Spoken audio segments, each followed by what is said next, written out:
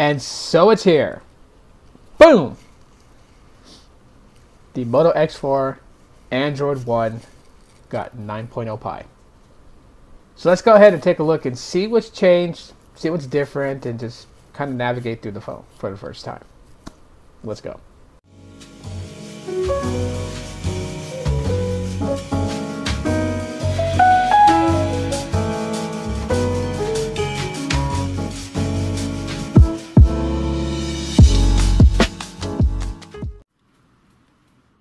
Alright, let's dive right into the Moto X4 and see what's changed and what's still the same. Now, after playing around with it since I updated it last night, there's not too much of a very big difference, but obviously they didn't do any major changes as far as to the user interface between Oreo and Pi.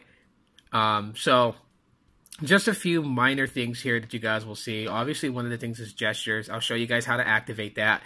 But let's just kind of take a look around here. So this is the user interface. I don't have a launcher applied on top of it. This is what you'll get. You have the ability to theme the app icons. If you want to basically change up the UI settings, just long press on the screen. You'll get this little menu that pops up. It says Home Settings. Just click on that and allows you to mess around with it. Like you can turn off notification dots. You can add, you can have it auto add new apps to the home screen or not. I have it toggled off because I don't need apps just building up all over the home screen. You could display the Google app or basically the Google Now feed, which is just swipe to the left. Suggestions. So you can have it to suggest apps. Now what that is basically is like if you swipe up, well, swipe up. So this is your app suggestions right here. And yeah. If you don't want those, you can just toggle it off. And then at the top of your app list, so you can turn those things off. And then now when you swipe up, it's not there no more. So those are gone. Yeah, so we had, so that's basically like how you could manipulate the user interface. If you want to, you can just do that. Like I said, long press on the screen brings up that menu. You can also add widgets from there and change your wallpaper if you want to. So if you swipe to the left, you have your Google Now feed. And it's really cool now because like a lot of things that you search or a lot of things that it feels like you may be interested in, obviously, I mean, this is no different than what it was before, but like now that, they give you a category name for each one, like Android here, mobile phones here, different related stories there, Pixel 3 here, film here. So it kind of just gives you a description of the category of what it's presenting to you in your Google Now feed. So that's actually pretty cool. It looks a lot cleaner than what it did before. That's just my opinion. But I mean, there you go. There's your Google Now feed. And let's go into the settings here. So this is what settings looks like now on the Moto X4.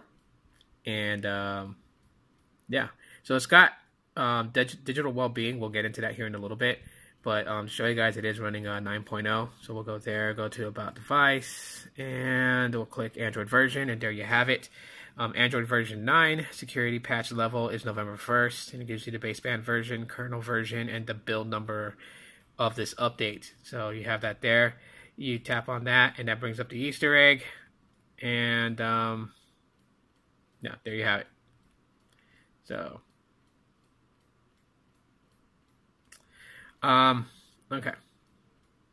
Now, when you first update the Moto X4 and it first boots up, you're not going to have the gesture bar down here, okay? You're going to have the back, home, and recent apps. In order for you to activate gestures over using those, you'll go into settings and,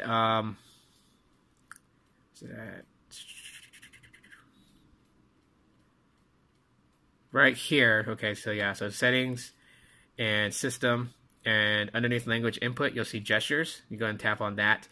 Now you'll have jump to camera. You can enable that. So if you click that, it says quickly open camera, press the power button twice, works from any screen. So you can have it jump to camera if you want that on, in case you want to get like quick, selfies or something like that. You can enable that. Of course, Moto has its own version, which is flicking the phone, and it will launch the camera. So you have like two ways of doing it. But like right here where it says swipe up on home button, when you have that toggled on, it gives you the bar down here for gestures. If you toggle that off, it has the stock, back home and recent apps. So you have options here, whichever one you're used to. If you don't like using gestures, you can always go to this. Now, if you go to this, when you go to recent apps, it'll still display the recent apps the way it would for gestures. So, but gestures don't really bother me, and I like playing around with it. So there, I have it activated. Now, in certain apps, you'll have the back button light up if there is, a button for it to go back. So that way it's not, it's not like taking up space on your screen. There you have it. See, when you're at the home screen, since there's nothing to go back from, the back button disappears and all you have is your home button or your gesture button, whatever you guys want to call it. Okay, so let's go back into settings real quick and we'll talk a little bit about digital well-being. So here we have it right here, digital well-being. It pretty much gives you an idea of like, how you're using your smartphone. So like for today, I've been on my smartphone for about 1 hour and 40 minutes. Majority of it, I would say, would be YouTube.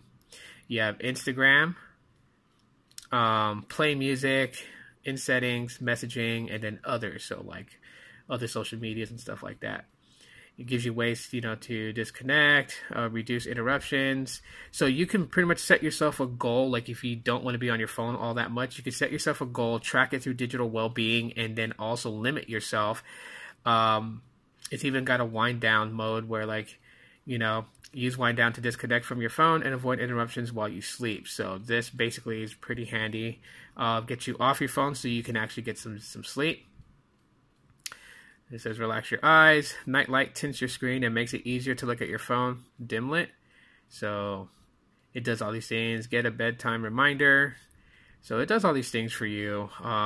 Me personally, I think willpower trumps technology. You should be able to put your phone down and get off of it without a phone telling you that you need to. But still, I'm not judging, but some people can use this. And so you can set your start time on this. I'm gonna set mine for 10 p.m.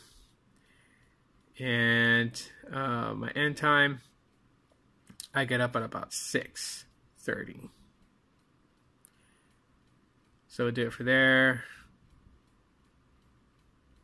This is the night light, so 10 to about 7. That's about right.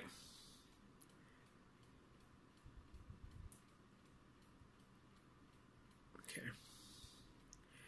There you go, and then do not disturb. Allow access to do not disturb, so you can open that in settings, and there you have it. So that's what digital well-being is. Alrighty. Kick it off. Gestures. How does it work? It's a no-brainer. It's real easy to use. Real easy to do. So, if you swipe up halfway, not even halfway, just a quarter ways, you gain access. So you don't have to go like halfway up. Just swipe to like where like the Google search bar is. Hold up. Let go. You have access to all your apps. Now you have a clear all, so you can clear all of it. And you can just switch in between.